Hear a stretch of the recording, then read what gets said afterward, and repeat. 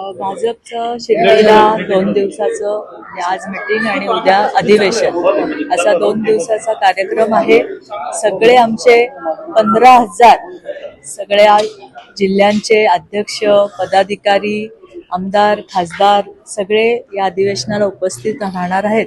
आणि अमितभाई शहा आणि नड्डाजी हे दोघं जण त्या अधिवेशनात मार्गदर्शन करणार आहेत. अर्थातच आता विधानसभा झालेल्या आहेत आणि स्थानिक स्वराज्य संस्थांच्या निवडणुका येऊ घातलेल्या आहेत आणि त्याच्यामध्ये कार्यकर्त्यांचा हा उत्साह त्यांच्यामध्ये निर्माण करणं आणि स्थानिक स्वराज्य संस्थांच्या निवडणुकीला सामोरा जाण्यासाठी कार्यकर्त्याची मानसिक तयारी करणं हे अधिवेशनाचं मूळ कारण असतं.